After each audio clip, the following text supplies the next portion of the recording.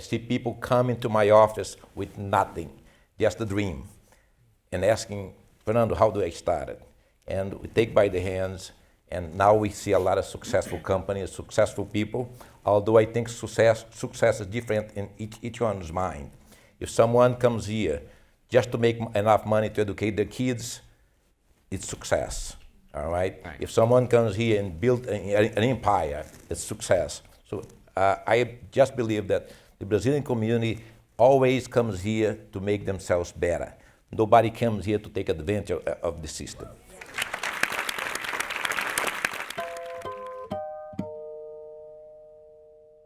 Boa noite. Bem-vindos a GBH. Good evening and welcome to GBH. It's truly a pleasure to have you all here with us tonight. We are excited to be collaborating once again with the Latino Equity Fund on the Latino Factor. And this year, we are especially thrilled to be joined by Instituto Diaspora Brasil.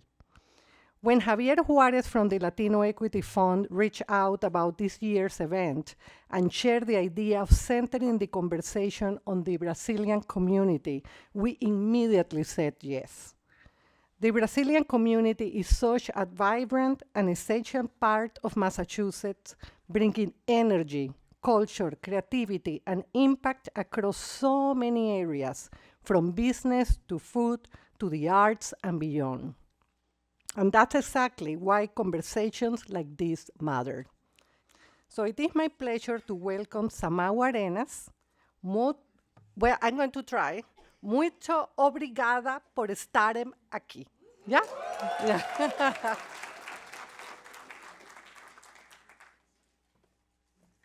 Good evening, everyone, and I'm going to do my best. Boa noite a todos. I'm Samawa Arenas, co-chair and a founding member of the Latino Equity Fund at the Boston Foundation. The Latino Equity Fund is the first and largest Latino dedicated fund in New England, and it has been steadily growing since we launched in 2013.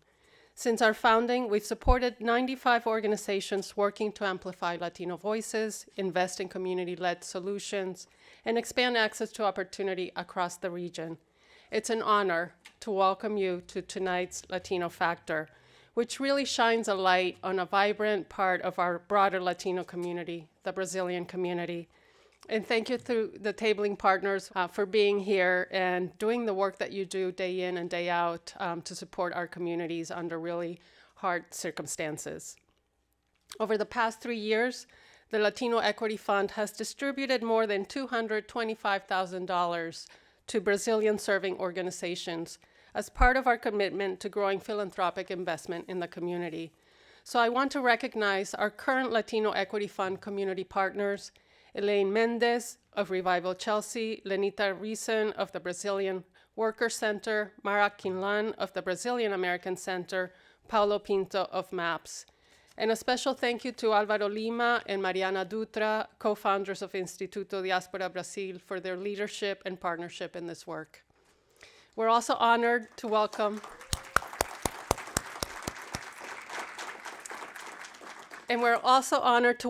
Brazilian Deputy Counsel Lauro Beltrão. Thank you for being here, and we had an opportunity to chat, and I look forward to more conversation.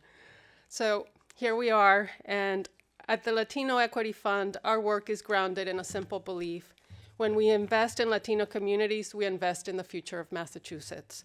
But our role goes beyond investing. We also convene, bringing people together to build shared understanding, like tonight. And now, it's my pleasure to introduce someone who probably everyone in the room knows, Mariana Dutra.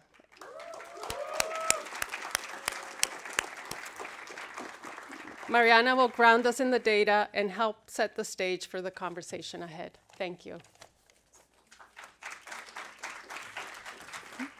Então, boa noite, comunidade. Estou muito feliz que vocês estão aqui. É difícil até começar em inglês. Isso só acontece porque vocês estão aqui com a gente. A gente está junto, se organizando e apoiando uns aos outros. Muito obrigada novamente. Então, welcome you all. I want to give you all my warmly remarks, and I want to start saying, maybe I say that in Portuguese, permita que eu fale, não as minhas cicatrizes. There's a contemporary Brazilian rapper who says, in direct and powerful words, we do not want to be remembered by our wounds, our struggles. That would mean giving the platform to those who want to silence us. We want to be known for our victories and our legacy. And tonight, we will talk about the Brazilian legacy in Massachusetts. My name is Mariana Dutra. I am a volunteer executive director for the Brazilian Diaspora Institute, the IDB, or dear EDB. And our vision is to build a community that approaches its reality with both critical and creative mind. We believe that immigrants, all of us who carry stories across borders, must see ourselves as an active subject of our own history. And we do this by producing rigorous research that fuels collaborative advocacy. Porque, essa vocês vão saber, não basta conhecer o mundo, é preciso transformá-lo. Understanding the world is not enough. We must also transform it. Brazilians began appearing in Massachusetts census in the 80s. By 2000, we were the 50th largest immigrant community. In 2022, we became the largest immigrant community in Massachusetts, with around 139,000 Brazilians counted on the census. But Brazilian government estimates suggest that this number might be even higher. And this is our next work, right, Laura? As workers, our community generate nearly $4 billion in gross state product, supported nearly 30,000 jobs, and contribute with $2.2 billion in income. As business owners, we added nearly $6 billion to the state economy and create more than 53 direct jobs. But I need to thank you, and I want to thank you for the bottom of my heart, the Boston Foundation and the Latino Equity Fund leadership for a continued partnership in supporting Brazilian community and co-hosting events with us through the years. The Latino Equity Fund and the Brazilian Diaspora Institute share a common goal, building community visibility. And this has been a difficult time to do so, right? Currently, immigrant communities are facing deep challenge and unprecedented persecutions on their civil liberties. Sometimes it's hard to find energy, hope to keep this work going. But as an organizer, it brings me a lot of joy to see all of here tonight. And while the future is still uncertain for many, seeing you all of here tonight renew my hope, and I hope that he renew your hope too, and restore our energy while being community. But as some of you know, I'm here tonight also representing Álvaro Lima, the founder of the Brazilian Diaspora Institute. Álvaro is facing one of the greatest nightmares I think an immigrant can experience when you lose a family member back home. And he needed to take an emergent flight in Brazil to say goodbye to his sister. And as many of you know, Álvaro has been spearheading the Brazilian research and policy work for quite of some time, and he truly want to be here tonight with you. Oh, in his absence, he asked me to share the following remarks with you. Massachusetts is home to the second largest Brazilian community in the United States, and in many ways, one of the most dynamic.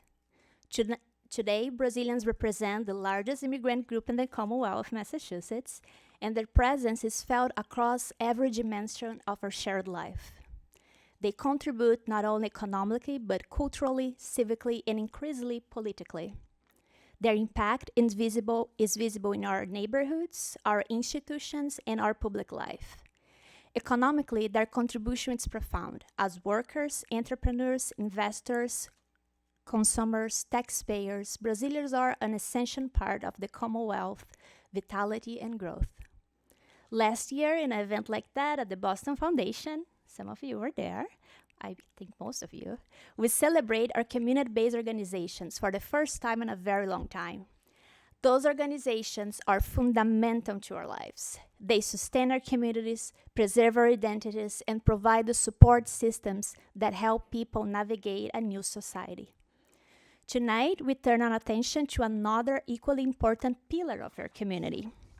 We are here to celebrate the women and the men who every day open their stores, offices, and restaurants, and doing so, renew our faith in the American dream. They create jobs, generate income, build wealth, and play a critical role in revitalizing neighborhoods and cities across Massachusetts. Their stories are stories of resilience, determination, and vision. They remind us that the American dream is not an abstract idea. It's something built every day through hard work, perseverance, and ingenuity.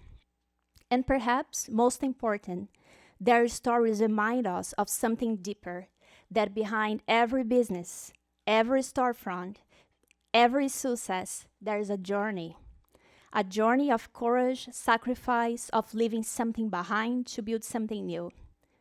Tonight, as we listen to the stories, we are not just celebrating success, we are honoring that journey. In doing so, we are reminded that the strength of Massachusetts is and always has been the strength of the people who choose to build their lives here.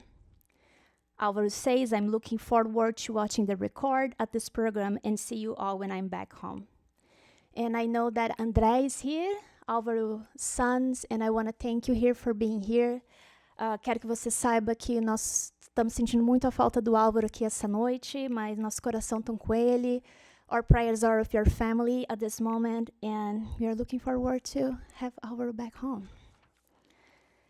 And now I would like to invite you for tonight's moderator, Marconi Almeida de Barros.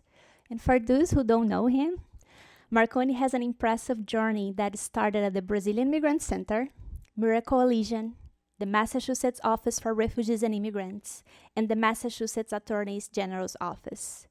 He now serves as a deputy chief of staff for access and opportunity in the office of the Governor Maura Healey and is also a member of the Everett School Committee. Marconi, muito obrigada por estar aqui com a gente essa noite. Thank you for being here tonight. Obrigado. I'm going to pass the microphone to you. Hello, everyone. Good evening. Boa noite.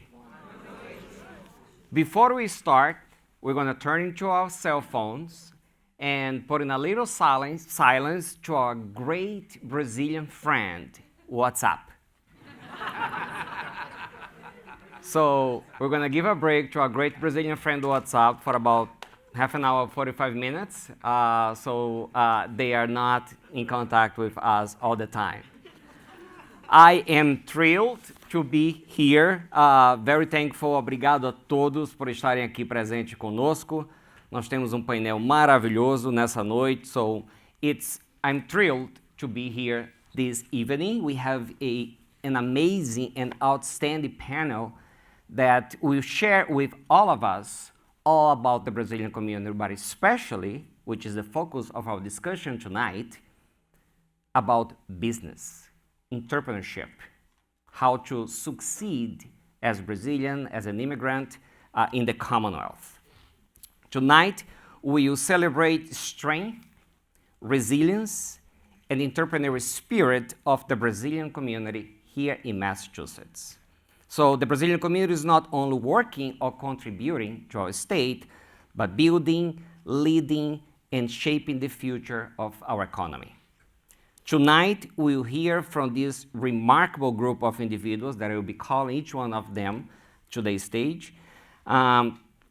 All of those who have built their careers, their businesses on beauty and education industries, as well as from finance, hospitality, real estate, and global innovation, all remarkable Brazilian and proud immigrants to be in Massachusetts, to live in Massachusetts, and to be successful here. So tonight, it's about them. So let's start to bring them to the stage. We will start with our wonderful Flavia Leal. Flavia. Flavia sit right here by me. Flavia is an educator and beauty industry professional known as the founder of Flavia Leal Beauty School, a cosmetology and aesthetics training institution. So if you look cute, you definitely went through Flavia. Fernando Castro, next. Fernando is the owner of Income Tax Plus, Inc., a tax preparation and financial services firm serving immigrants and small business communities for more than 3 decades. Next, Nelson de Oliveira. Nelson, come up here. Nelson is the founder of Alma Gaúcha, a Brazilian steakhouse in Boston's Seaport District, and of the Nelson Group, a diversified enterprise with activities in real estate development, construction, and hospitality. Nelson definitely is very busy. Next, Renato Valentim. Renato. Renato is the co-founder of the restaurant group Tavern in the Square. I'm sure you have been there. If not, you should. Which has grown into a successful regional brand with more than 20 locations across 3 states.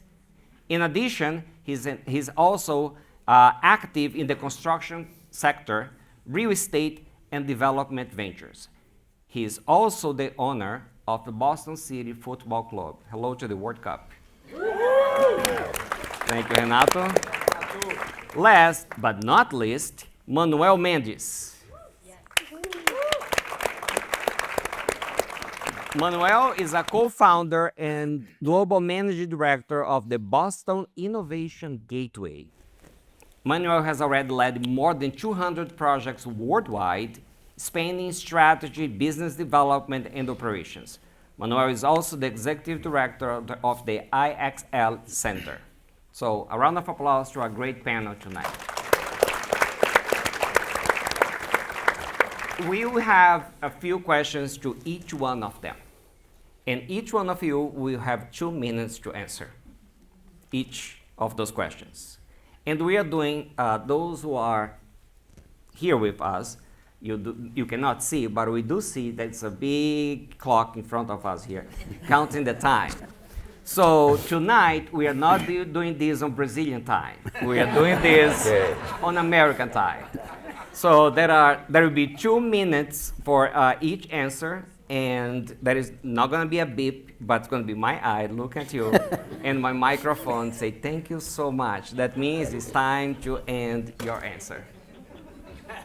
Sounds good? Terrific. So let's start where it all started. Let's start from the beginning. Beginning of the journey. Flavia, you have built not only a business, but an education institution that is opening doors for others across the state. Can you tell us about your journey, this journey, when you arrived, your first job, and how you decided to invest in education as a pathway for opportunity?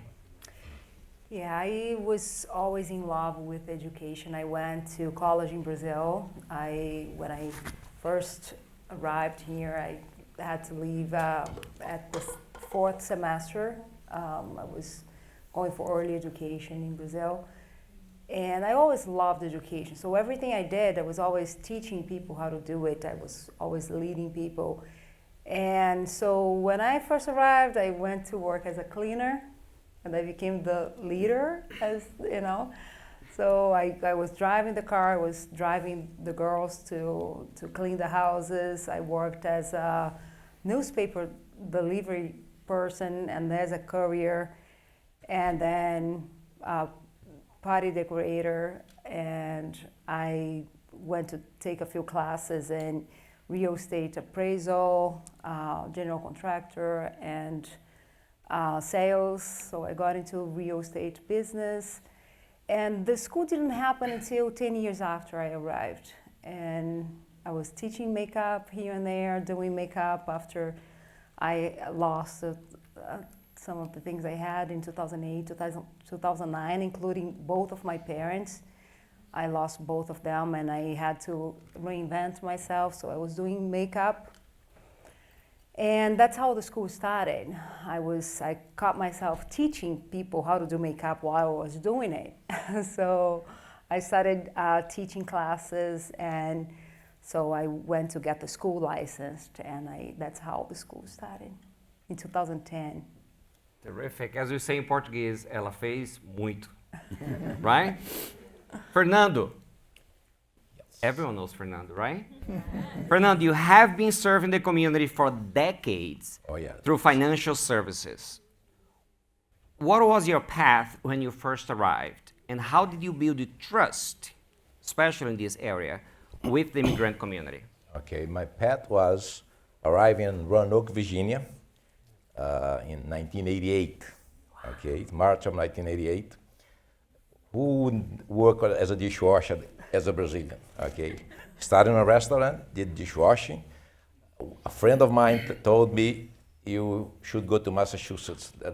The Brazilian community started to grow there, and for you who wants to get educated, and Massachusetts is a great place. So I came to Massachusetts. It is. Yes, it is the best place, okay? Started working, come back as a dishwasher, work in a car wash. Then I opened my business doing auto detailing. As the ladies go to clean the house, I would go to clean the cars, all right? Winter time, I didn't have much to do because the cold.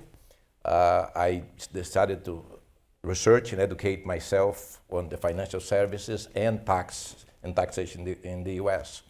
Opened my business in post year 1993, and so far it's been 35 years. All right, I've seen it all. I've seen dreams come true. I've seen many numbers happen. I'm so proud to be here today because if I look at this line here gives jobs to more than 3,000 people. Okay, that company gives jobs to more than 3,000 people. All right, and I seen how it happens. I was here seeing it happening. Okay, so that's why I'm always proud to work with the Brazilian community. I seen them growing. Okay, I see people come into my office with nothing, just a dream, and asking, Fernando, how do I start it? And we take by the hands, and now we see a lot of successful companies, successful people, although I think success is different in each one's mind. If someone comes here just to make enough money to educate their kids, it's success, all right? If someone comes here and build an empire, it's success. So I just believe that the Brazilian community always comes here to make themselves better. Nobody comes here to take advantage of the system. I'm always proud. There you go. We'll get there. Yeah. We'll get there. Remember, I'm looking at the clock. All right. Thank you, Fernando. Lead by example, which that's extremely important. Nelson. Nelson, your work spans multiple industries: hospitality, construction, and real estate. Where were you early in your early steps in the U.S.? And when did you realize you want to scale across multiple industries? Good evening. That's a great question. When I arrived here, I have nothing. I have no money. I have no English. I do not speak one single word in English. I have no place to stay. I got a job as a dishwasher with a great heart. Over there, I was thankful. I look around it, and I said, I'm going to learn everything over here. I bought a dictionary to learn every single word, and I did. I work hard. Work hard, generate more work, and I got that. I learned every single station, every single thing in the restaurants. I learned pastry. I was a pastry chef. I learned every position. I learned how about manage restaurant. I went all the way to the top. Come to that point, I realized I want to find something else. I went to my landlord. I asked him to do some work. I went to do maintenance, and I fell in love with that. It's interesting. I went to construction. I knew nothing about construction, but I said to myself, if I learn over there that everything about restaurant, I'll learn over here as well. It was a difficult time. I did not have internet. We have no cell phone. It was difficult to communicate it, to figure out how you do things. Read books, I could not read. But I work hard to that. And I'll figure out to grow step by step, learn with my mistakes. Every mistake that I made, I went back and look what I can learn from that, not repeat the same mistake. And when I worked with the landlords, I observed them how they have a lot of rental properties. And I work hard, save money, start buy a proper rental properties. When I have about 18 units or so, I will take all the phone calls for all the tenants. That's when I realized I have to sell or scale, because stay small was a lot of work. And then I scaled. I bought more properties, and then I created Nelson Properties Management to take care of all the rental properties. And then we start buying properties, and when the opportunity comes, we brace it. Because opportunities we see every day, we just prepare for it. When come opportunity to invest, to open steakhouse, I remember my back days over there. I have the knowledge how to run a business, how to run a restaurant business. And then I opened the restaurants. So I never planned to step up to grow the business, it was step by step. And the growth come without even thinking about it. Amazing. Thank you. Thank you so much. Lots of example for us tonight, right? Renato, your journey from working odd jobs to co-founding a multi-state restaurant group. That is really remarkable. You're not only here, but you went beyond the greatest state in the country, the Commonwealth of Massachusetts. What were those early years like, and what helped you transition into this entrepreneurship? I think everyone in here have pretty much the same story, right? Like, come to America, the early first years were very hard. I didn't speak the language. When I start here, first thing that I done is, instead of looking for a job, I was looking for school. I went to school, I learned English. At the time I was working same as Nelson at the restaurant as a dishwasher. I learned all the way up from dishwasher to a manager. And after I finished the school, the English school, I went to business school. And the business school, and I loved the restaurant business, so I started to search for a culinary school. I went to culinary school for 2 years. 2004, after 6 years that I was here, I opened my first place in here, very close to Harvard. I was in Central Square, Cambridge. That's why I called Tavern the Square. That was the first one in 2004. It was very hard to start this whole process. No English, almost nothing in cash in my pocket, and doesn't know anyone here. A father of a guys called here and asked him to pick me up at the airport. So I didn't know anyone at that time. It was a lot of work, and what made me get where I am now is the discipline, the hard work. I learned every single step of the business, because when you learn the base, of course, it's the recipe for the success it's very simple though. So we're gonna continue after the next one. We will. Thank you. Thank you so much. Great lessons. We don't start from the top. We start from the ground up, right? Manuel, we are all talking about Massachusetts and other states. You went far beyond that. You went globally. So your business operates on a global scale. How did you bridge from your initial immigrant experience into this global business leadership? Well, first of all, I need to disclosure that it is not that big. The name of the business is Boston Innovation Gateway, BIG, big, but it is not that big, okay? But we play in a global scale, but we are a small team, around 40 people, but we have as I say, we have a huge shadow. Sometimes people think that we are much bigger than we are in reality, you know? But different than the friends and those amazing stories, I arrived here a little bit later. I started my second life, let's say, here in the US. I brought my two daughters to go to college, and the plan was to stay here for 2 years and then go back to Brazil. But in between, they decided after a few months that they would stay. And then I said, now I need to find something to do, right? And I tried to do what I used to do in Brazil. I used to work with international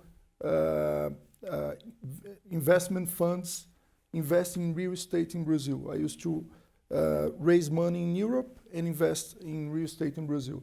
Then I thought about doing the opposite way. Why not connecting Brazil to the US, right?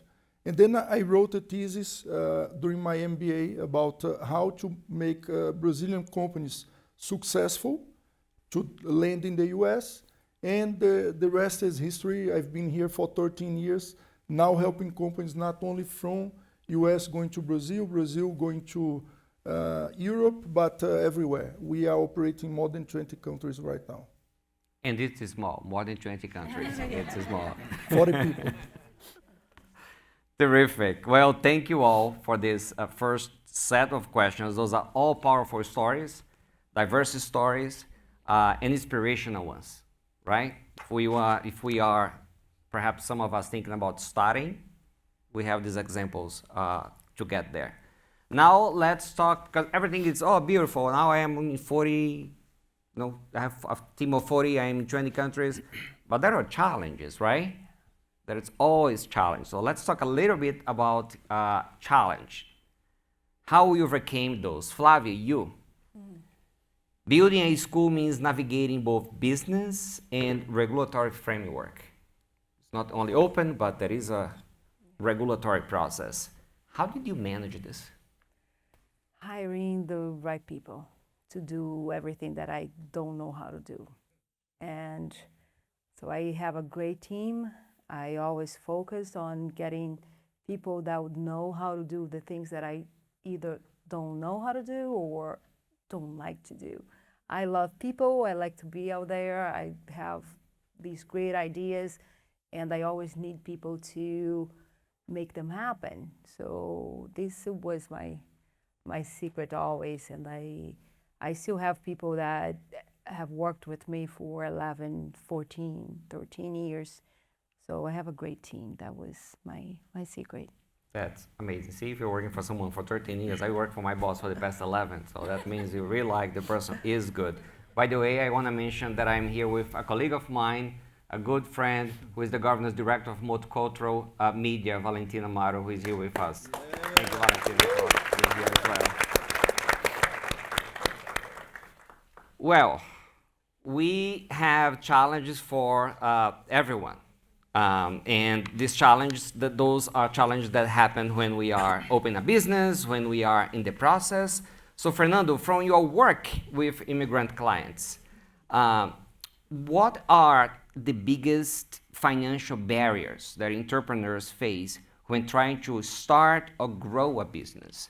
And what is the most important thing that you do to help these immigrant clients? Okay. The most important challenge, it starts with the language.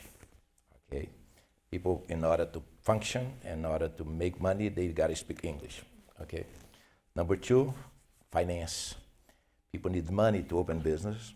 Although Brazilians are very creative about opening a business with nothing. I've seen that all the time. Okay, and then choose what product or service you would be offering, okay? Very important when you have a dream of opening a business, you have the right service and you choose a product to sell. You see both of them here, a witness that they did something that they knew, they keep learning, and it's the most important thing. And know who would be your clients. So what we do at the business is, first of all, gain our clients' trust, all right, by proving that we are one of them.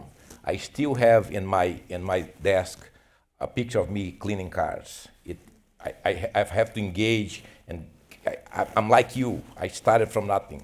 You're in good hands, okay? So when Flavia needed help, Yes. Flavia, we are with Flavia. We are part of her team for many, many years. Okay, and it's make and my business become a little box of successful stories. Okay, so I see when I see a lot of people, when I see people walking, I see people with their kids. You know, I say I know these people. I know how they started. So I am always proud of Brazilians are very smart and creative in order to start from nothing. Yes, we are, right? Yes, we are. So, Nelson, scaling businesses requires capital and risk taking. What was the biggest constraint you faced when expanding your ventures, and how did you address these constraints? Well, first of all, to start a business, you need knowledge, you need the money. I didn't have any of those. Good point. But only thing to have is willing. I live frugally, work hard, and saved. And when I save enough money, I will be able to go over there and buy the first house, very tiny house. Worked over the weekend, renovate that house, and I stole that property. And I use that money, reinvest that money, and reinvest the money, keeping like compound effect, like a snowball. Come to a point that I learned the system. I was more to calculate risks. In the beginning, every decision you make is very difficult because you don't know which direction you go. And we're trying to advance, but at the same time, we're trying to protect whatever you earn. So when I be able to get more knowledge about money, how to get a loan from the bank was easy to scale. I focus a lot on small property and I go gradually to bigger project, to large buildings. Right now we build a large building in Boston. But I believe you just work hard and believe in things you want to get it and face it, you're gonna get there. It's not that easy, but it's a challenge. Challenge never goes away. It's still challenge today. It's still facing challenge every day we do. Well, you are the example of it, right? We definitely get there. Manuel, from your experience, how difficult it is to do business globally? I mean, we're talking about Massachusetts, but how difficult it is, and perhaps it's not, we're gonna hear from you about it, to do business globally. And what is one thing that you have learned about how to do it successfully? Nice.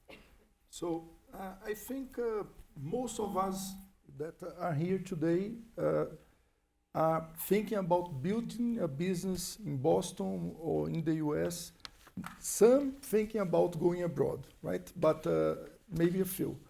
I think there are some things that we learn when we do business in a global scale that doesn't change. What we were discussing here, fundamentals like hiring right or talking the language that your customer needs and persistence, those type of things are necessary anywhere, right?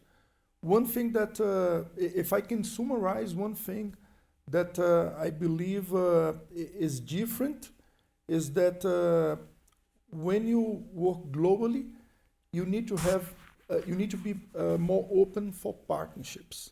And this is something that we usually don't do when we are playing locally, because you already know how to do everything, or you already know the accountant, the lawyer, the business developer. So you try to do everything by yourself. And then sometimes you avoid scaling your business because you are trying to do everything by yourself, right? In order to, let's say, play globally, the first thing I need to find is a partner in every place I go. And I usually try to find a partner that already knows someone I know. That's the secret sauce. And I also have a secret sauce for people that I hire. I usually say, you have to be smart because our clients don't hire us if we are not better than them, right? You have to work hard because we work weekends, late nights, it doesn't matter. The time is the client time, not ours. You have to be fun because most of the time we spend at least most of our life with you working together. And the fourth one is curiosity, because if you are not curious, you cannot innovate. Our business is innovation. So those are the four things I look in a person when I hire. Amazing, right? Amazing. Valentina are taking notes to bring that to the public sector. Renato, in the restaurant industry, scaling is complex. What was the top financial or operational challenge in scaling from one location to many, and how did you address it? First thing you have to do, of course, you have to have a system in place. You have to have a culture. You have to have all the process that you know 100% that works for any place that you are open. In my case, a restaurant. And after that, you have to hire good people. Pay them well, because if you don't pay well, you're gonna Very good. you're not gonna get the best out there. And training them and making sure they're gonna be able to replace you at the location that you are just leaving behind. Of course, you're gonna have to follow up every single day. Like even I still get an email every single night with numbers, with customer experience at the restaurants, maintenance, everything. So of course I have my points that I go directly to them, and first is numbers. You have to survive. It's important to look at the numbers. But the customer experience is the next most important thing.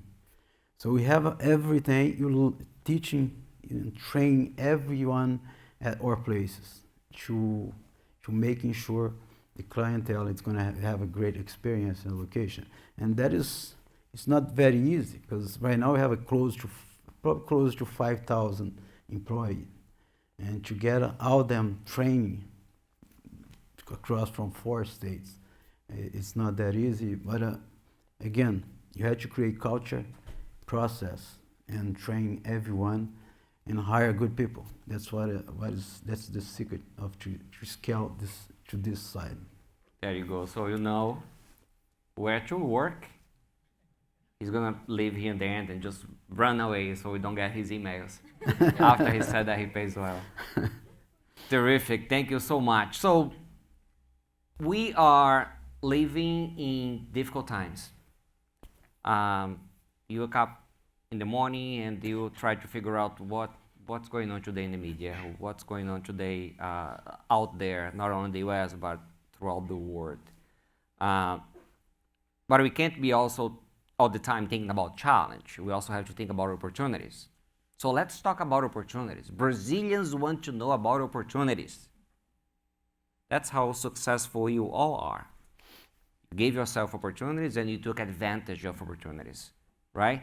So there are many of us in the audience that might be thinking about what is the opportunity for me. So let's talk about opportunities now. We're going to start with Renato. Restaurants suffered a lot because of the COVID crisis. So many of them closed, right? So many of them. How was that for you? And if so, how has been the recovery throughout this process? Financial-wise, 2008 and 2020 was the best time for our business. A lot of people look at the crisis and as a negative way, but that is the time you have all the opportunity to make money, to make your business better. For the COVID time, 2020, everyone were closing the restaurant across the state.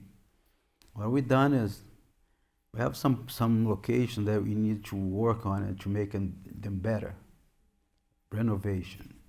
And we have a lot of, at that time we have 3,500 employees. So 10% of the employees probably don't want to keep it. You want to replace. Everyone out there was fired, everyone. What we done is start to renovate our place that we need to do some work on it.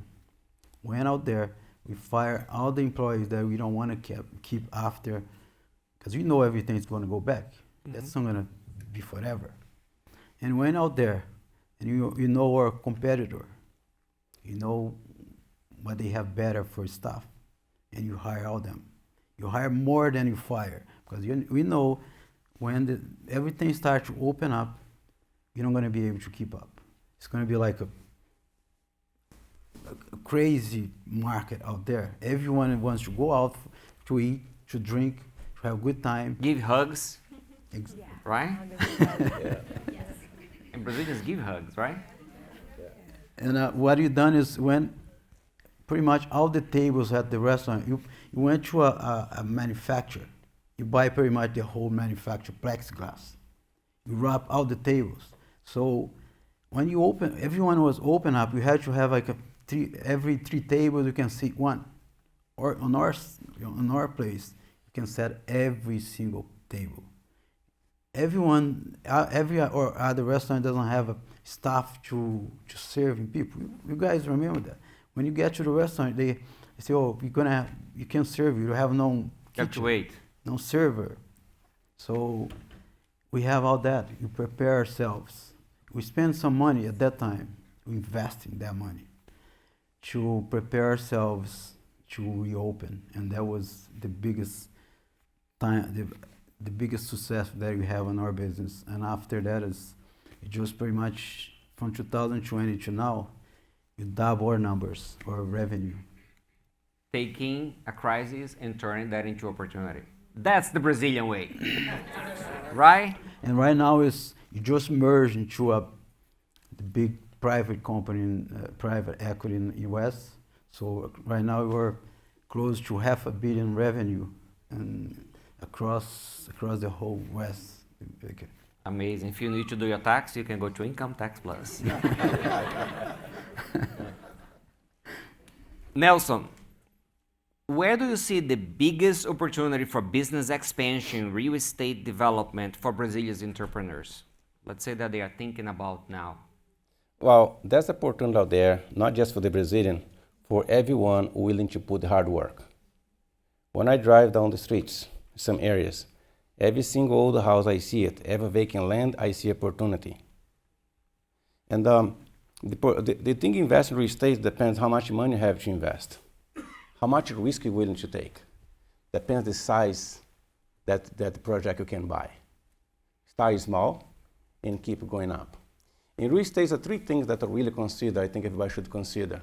The price you buy the prop at, the price for the cost to build new one, renovate it, and the price to sell it. So those numbers, you have to have enough margin. Just in case the economy shift or something happen, you'll be able to sell and walk away.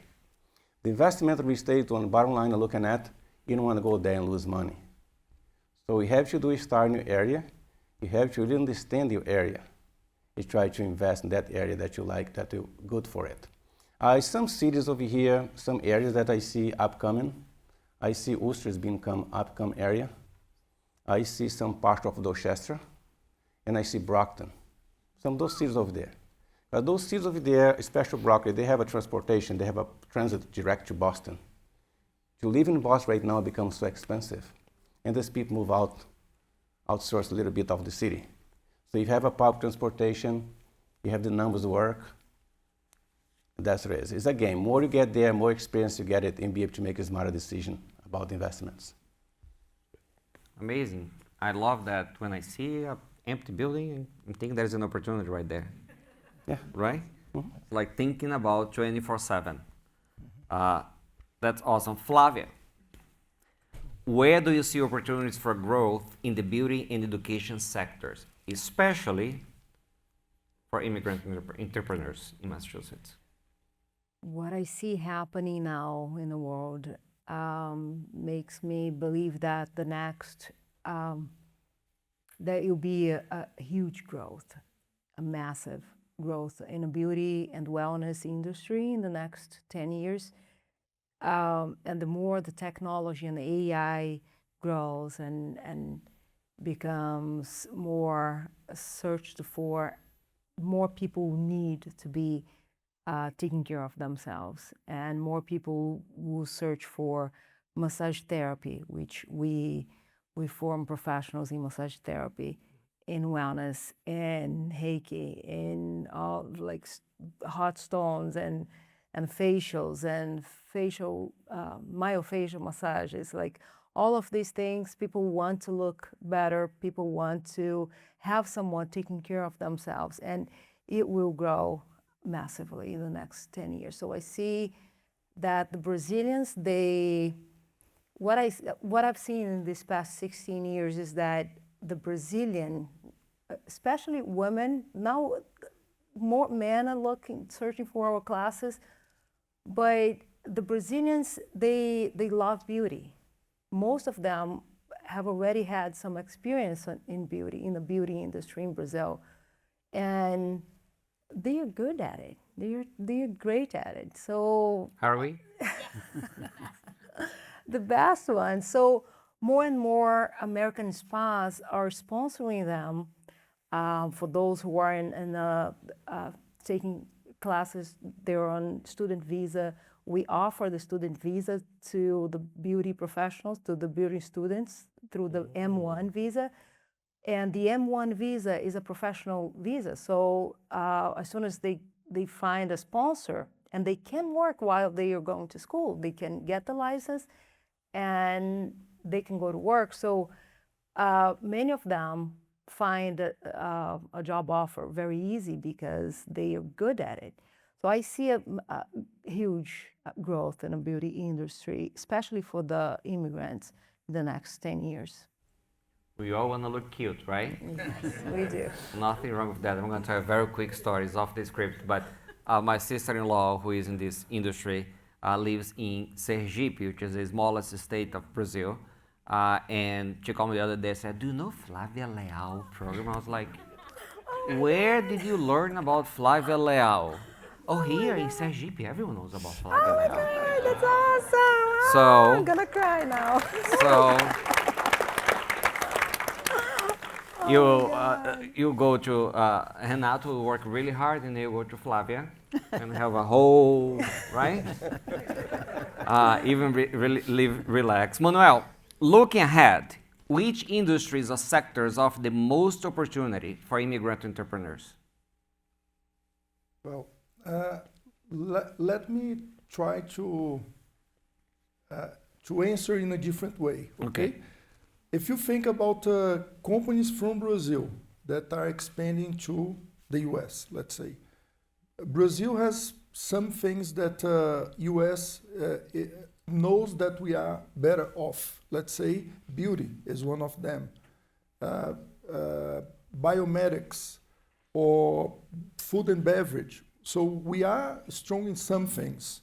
And this is the same logic that we apply to any business. First, you need to understand what it is you are good about or what can you leverage, right? It's also similar to when you think about yourself as a human being. What are my strengths? What am I, let's say, better off? And who are my connections that I can leverage, right? So working with hundreds of companies, right now we are helping one state in Brazil to increase the competitiveness of their companies, benchmarking US in one specific industry. It is one way. Another way is to go to China and understand what they are doing there, because they are better than us in many other things, and trying to understand how can we partner with them. So you need to be open to understand what you are good about. We already discussed about this tonight, and what you need to partner, right? And I think talking about Boston, we are in the space that it is the cradle for many things: education, finance, health, technology. So try to think what you can do here, maybe to copy and paste in Brazil. We have a lot of cities in Brazil that wants to learn how to implement new technologies over there.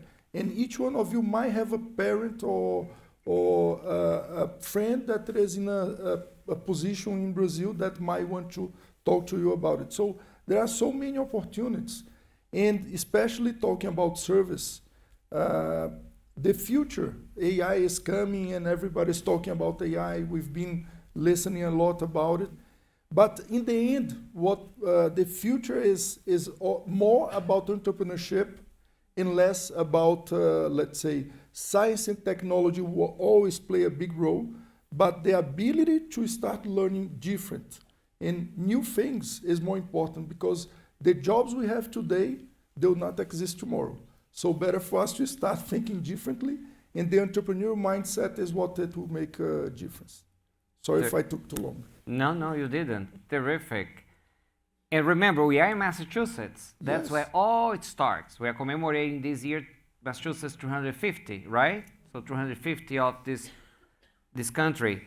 That's the first public school. That's the first public beach. That's the first public parking. Boston Common, right? Boston Public Garden area. And it's a place of opportunity. So thank you for inspiring us with this possibility of opportunities. I am sure when we leave here, there will be a lot of people tomorrow calling Fernando and say, how do I apply for a business license? Or with everything that we heard. The conversation is great. We are beyond proud to be here with you all and learning from your example, but we are getting to the end. So, but before we do that, we have a final question to each one of you. But instead of the American 2 minutes, we're going to have 1 minute for each one of you to respond. So, imagine someone right here, right now, someone who will be watching us afterwards, a Brazilian immigrant or not, thinking about starting a business, calling Fernando tomorrow to start the process. In one sentence, what advice you'd give to them? Flavia. Go work for someone first. Not just go to school, not just get your license, the right licenses first. Remember, the easy way is the wrong way. And then don't rush into opening your own business before you really know what you are doing and you get the experience of working for someone else first. So I shouldn't be calling Fernando tomorrow. I should. You should get everything planned out, and he is my accountant, and I'm so happy about it, because a good problem was to call him and say, I got this bill of $500,000 in taxes. Help me here, and he's so it's a good problem to have. I'm very happy to say this. He's great. All of these guys, I've known them personally. They're great, and I'm so proud of it. And they should go look for him, because there's a path that's not just you wake up in the morning and you say, I make reels on my Instagram saying, I woke up today, I wanted to leave everything, go live in a farm. So I bought a farm in Orlando. It's still there with all my animals, which I love. But it doesn't work that way. Like when you were talking about a profitable business, Yep. You should, have a pathway, and you should go start making all these plans out. So even if you're going to work for someone else, go sit and talk and write down the steps that you're gonna have to take. Fernando, we're talking about you. Yes. What advice you have? Well, first of all, everything would start with the dream, okay? With the willingness to start something, okay? Don't let someone crashes your dream, okay? Then try to get educated. Look for clients. See which products or service you're offering, okay? Try to educate yourself the most, okay? Check with your friends who's doing the same business, the same activity, and come to Income Tax Plus, so we can help you There set you up. go. Okay. There you go. Yeah. You know the path. Yeah. Great, thank you. Nelson. I believe you have to figure out to learn to understand what you're good at, what the kind of problem you solve. Because you look around, I see so many events that will really solve a problem. With one click, that you could solve a problem at the community. So you just have to believe in yourself, learn the system, make sure you have the financial in order, and figure out way in, way out, and trying to implement the system. Because all the big business, they start small. Believe in yourself, create a system together, make sure your ideas, make sure you love what you do, and put it together. The things that serve people, more people you serve, more reward you're gonna get it. Our lives are serving. Amazing. Indeed. Indeed. Massachusetts has amazing restaurants, but especially the Tavern on the Square. Renato, what's your advice? Connecting and stay by good people, by side good people. That is what I feel on the day-to-day when I talk with people and see when they fail, when they do some business, they are not successful with it. I see people, they're afraid of talking, get advising, asking about everything. Like, don't be afraid, don't be shy. Talking to people, go out there. That's the most important thing for us to be successful, though. I didn't get on where I am just be quiet and do my job there. People say, oh, you travel a lot, you go this everywhere. Of course, I go there to talking to people, to learn from them. That's how the success is built. So that's my advice for tonight, though. Don't be shy. Right? Não tenha vergonha. Speak up. Talk to people. Amazing. Manuel. Well,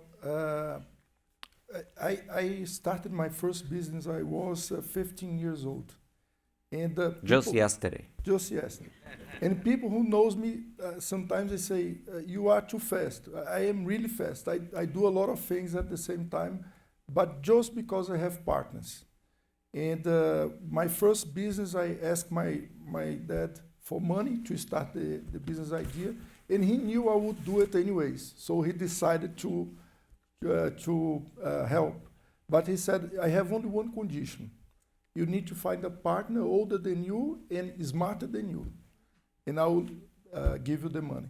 And since then, even if I have the money, or if I know how to do it, I will always look for a partner, because you make less mistakes and you make smarter by having a good partner.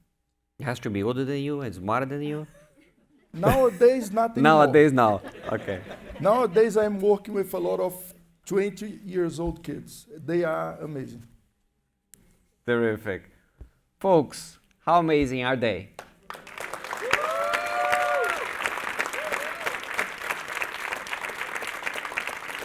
We learned a lot about these terrific entrepreneurs tonight. I want to thank Mariana, thank Alvaro. We love you, Alvaro. I know they're going to be watching us afterwards. Thanking all of you and especially our panel for inspiring us, giving us ideas, lots of thoughts, and most of all, lots of pride for being Brazilian, Massachusetts. So thank you all. Thank you, everyone. Have a good night.